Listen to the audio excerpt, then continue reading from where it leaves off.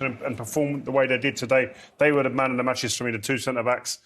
But you've got to be brave as well in these situations. And they went there and they looked like a team confident in knowing what the task was and that they could execute. And they looked confident from back to front. And they made this PSG team look average, I thought, today. They made them look average. They made them look like a team lacking confidence or any stardust at all. And that is testament to this Dortmund team, who you have to say deserved this thoroughly. We saw it in the first leg and we saw it again tonight. PSG had so many chances. They had 30 shots just tonight. They hit the woodwork a number of times as well. Sometimes it's just not your night and sometimes it's not your tie either. No, but I thought Dortmund deserved all the praise. You know, the goalkeeper made big saves. Mentioned the Schlotterbeck and Hummels played amazing. I thought Füllkrug at the top of the pitch was a great outlet for them as well. Brandt had some brilliant touches. The whole team is just, they're a proper team, you know, play together. But also they counted when they needed to. I thought that was an exceptional performance. Everybody said the underdog can't win the Champions League. Yeah. They looked like they might. Fifth in the Bundesliga, by the way. 24 points behind Leverkusen. And somehow they're getting into Champions League fight. It's crazy. It's beautifully crazy. Great for football, isn't it? I think it is good for football. How good was Sancho over the two legs, though, Jamie? He was brilliant, wasn't he? Your man. He was outstanding. Yeah, he was fantastic. And it'll be easy now because he's not Dortmund's player, he's Manchester United's player. Mm-hmm. So Manchester United fans, I'm sure, will be watching this game thinking, oh, we want that player. We haven't seen that player for 2 years. But that is the player they bought. But sometimes, you probably know this better than anyone, Thierry, I've only played for one club. Moving clubs, sometimes you just feel... Sometimes it can just be the kit, the feeling, that you know, the stadium, the confidence you've got. It doesn't feel the right fit at Manchester United. And that's not just for him. That's for a lot of players. Is that something, you know, yourself, Thierry, when you go to certain clubs, you just feel... Yeah.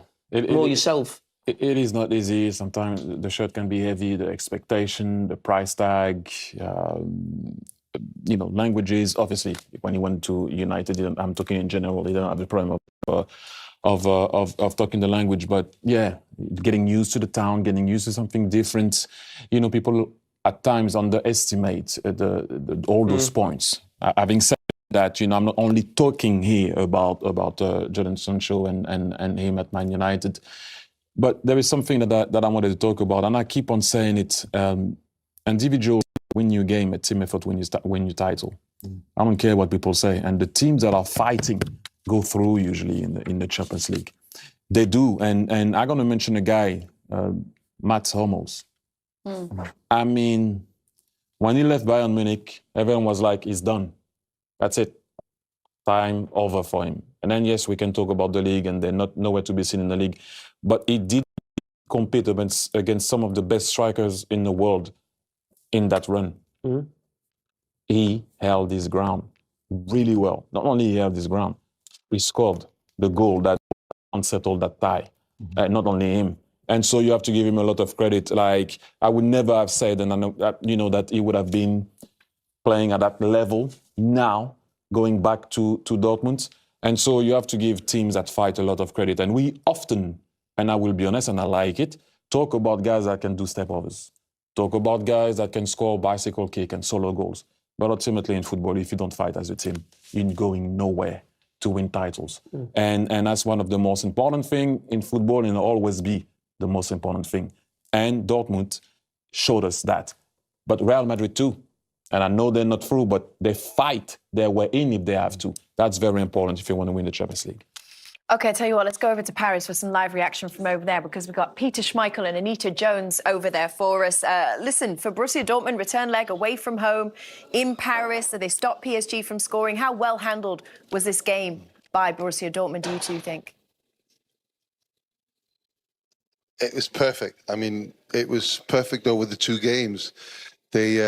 I mean, obviously, they played each other in the group phase as well. The first game, and Jamie and me, we were talking to Terzic, the manager. The first game, he said, made a mistake. We played 5 at the back. They learned a lot from that and played better in the second game and contained players like Mbappe, which is, you know, is something. If you successfully do that, you know, you bring that into the next game. But we were very impressed with how they played as a team. You talked about that. And a little bit, we feel a little bit for PSG because they were quite unlucky. 4 times they hit the woodwork, didn't they? And 6 across the 2 legs. In fact, both the manager and the players were confident that they could turn things around. And if you look at recent history when these two sides have faced each other, it was the round of 16 in 2020. Borussia Dortmund had got the upper hand in the first leg, but then PSG with the likes of Neymar and Mbappe managed to turn it around. They didn't today. And of course, a lot of PSG fans go away thinking, have they seen Mbappe in a European competition in a PSG shirt? I'm sure we'll find out soon. We'll find out. He's not going to go to the final, but Dortmund are, and I think you're calling it precisely as it was. They played this game as a team. They played the 2 games as a team, and it was just amazing to watch how they worked hard from each other. There's a few players running more than 3 players, I think, running more than 11 kilometers. Sabitzer, who, I mean, he was here, there, everywhere today, and it's just amazing to watch a team really, really work so hard and really want to get to this final. And you can argue, yeah, PSG is a much better football team with probably, you know, a lot better players. But these guys, they wanted that final, and that's why they're there. Do you back Dortmund to then go on and win in the final, either against Bayern Munich or against Real Madrid, should, you know, depending on who does get there? I think you Kate, we drew Dortmund. We talked about this pre-match. We drew Dortmund in 97 semi-final. We went to Dortmund. We lost 1-0.